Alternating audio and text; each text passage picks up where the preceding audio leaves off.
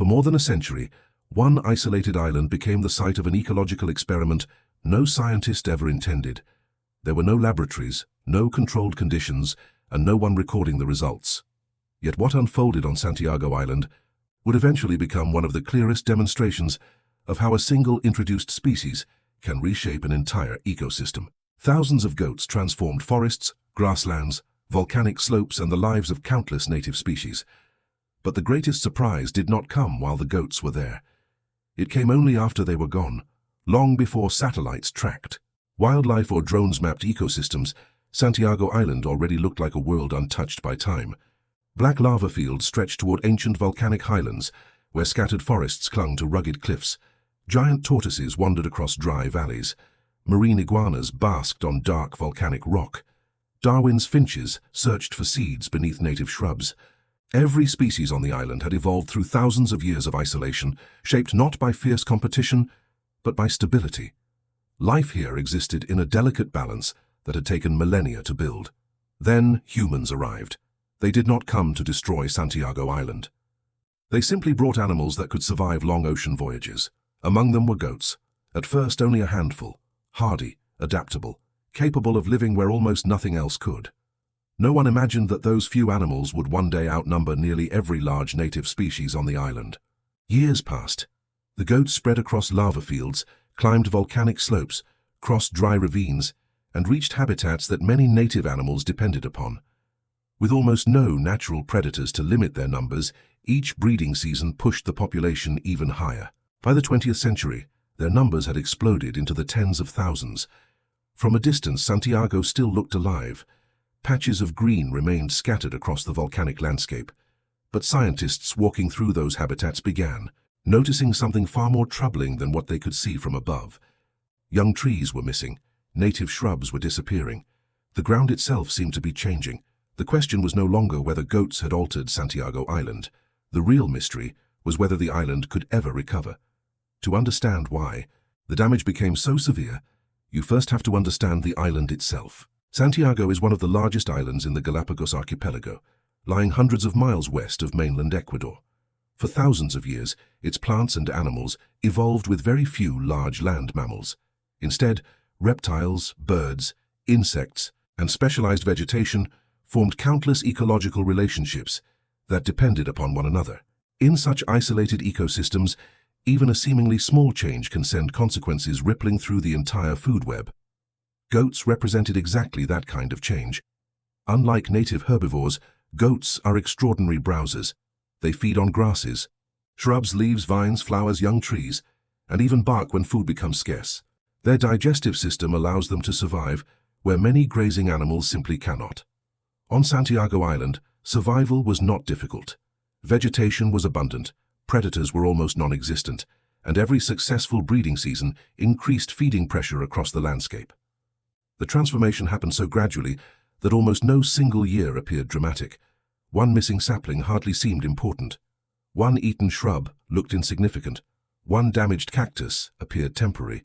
But ecosystems are not built on individual plants. They are built on generations.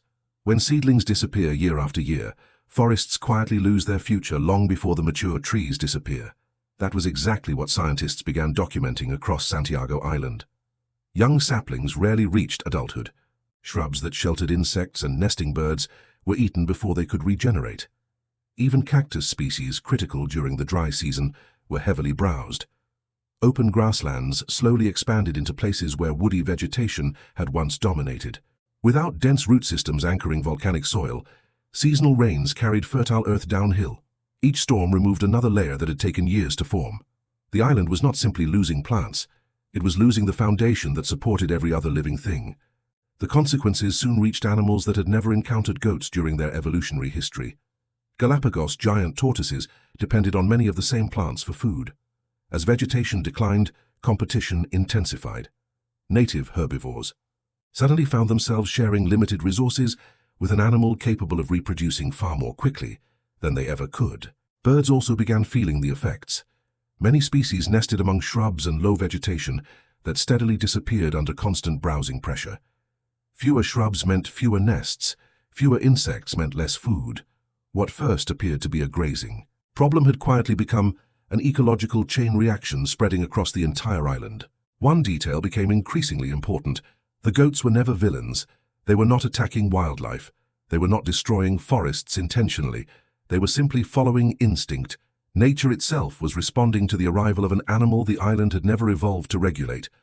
Without predators capable of controlling such large herbivores, population growth continued largely unchecked, and every new generation pushed the ecosystem further away from the balance it had once known. By the late 20th century, conservationists understood that protecting Santiago's endangered wildlife meant addressing the source of the imbalance itself. Yet removing tens of thousands of goats from one of the Galapagos' most rugged volcanic islands presented a challenge unlike any attempted before.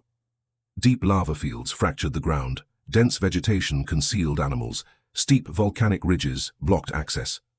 Traditional methods proved painfully slow. Scientists needed an entirely new strategy. Scientists eventually launched one of the most ambitious invasive species eradication programs ever attempted. Helicopters searched remote valleys from above, while ground teams tracked surviving animals across fractured lava fields and dense vegetation. But even with thousands of goats removed, one problem refused to disappear. The fewer goats remained, the harder they became to find. A single hidden herd could rebuild the population within only a few years, threatening to erase decades of conservation work. That challenge inspired an extraordinary solution. Instead of searching endlessly for the last goats, scientists allowed the goats to reveal one another. They selected sterilized female goats, fitted them with radio collars, and released them back into the wild. Because goats are naturally social animals, each collared goat searched for companions. Sooner or later, it would locate another hidden herd. Conservation teams simply followed the radio signal. What seemed impossible from the air suddenly became achievable on the ground. The technique became known as the Judas goat strategy, and it transformed the entire operation. One by one, isolated populations were located. The process demanded extraordinary patience. Every successful search made the next one even harder. Numbers declined. The remaining goats spread farther apart across Santiago Island. Weeks became months, months became years. Every surviving animal represented another challenge hidden somewhere among volcanic ridges and broken lava fields, yet conservation teams refused to stop. They understood that almost complete success was still failure. Only complete eradication could give the island a genuine chance to recover. Finally, after years of relentless effort, the moment arrived. The invasive goat population had been eliminated. For the first time in more than a century, Santiago Island stood without its most influential introduced herbivore. But almost immediately another question emerged. What happens when decades of ecological pressure suddenly disappear? Scientists expected recovery. They did not expect it to happen overnight. Nature has never worked that way. The first signs appeared in places that had suffered the least damage. Young shrubs survived beyond their earlier stages. Seedlings that had once disappeared within weeks continued growing. Native grasses expanded across disturbed soils. With fresh root systems stabilizing loose volcanic ground, erosion gradually slowed. Organic matter accumulated more easily beneath recovering vegetation. Slowly, almost quietly, the landscape began repairing itself. Then came another surprise. Microorganisms returned to recovering soils. Insect populations increased. Bird activity expanded into habitats that had remained largely silent for years. Every improvement created opportunities for another. More vegetation protected more soil. Healthier soil supported more plants supported more insects supported more birds. Instead of watching an ecological collapse spread across the island, scientists were now witnessing an ecological recovery unfolding through exactly the same interconnected relationships. Ecologists immediately recognized the pattern. This was ecological succession beginning once again, not from bare volcanic rock, as it had thousands of years earlier, but from an ecosystem finally released from decades of relentless browsing pressure. Recovery remained uneven. Some habitats responded quickly, others recovered slowly. Certain native plants required years before producing enough seeds to expand naturally. Some depended on birds, others relied on the wind. Every species recovered according to its own biological timetable. Scientists also discovered something important. Santiago Island was not becoming an exact copy of the ecosystem that existed before goats arrived. Too much time had passed. Instead, the island was creating a new ecological balance shaped by both its history and the remarkable resilience of the species that had survived. Nature was not turning back time, it was moving forward, long-term. Monitoring continued, revealing encouraging results. Vegetation cover increased. Across large parts of the island, native plant communities became more diverse. Food resources for giant tortoises improved. Ground nesting birds gained additional shelter. Across the food web, the benefits continued spreading from one species to another. The recovery reminded scientists that restoring an ecosystem is never about replacing every individual plant or animal. It is about restoring the relationships that allow nature to rebuild itself. That became perhaps the greatest lesson Santiago Island had to offer.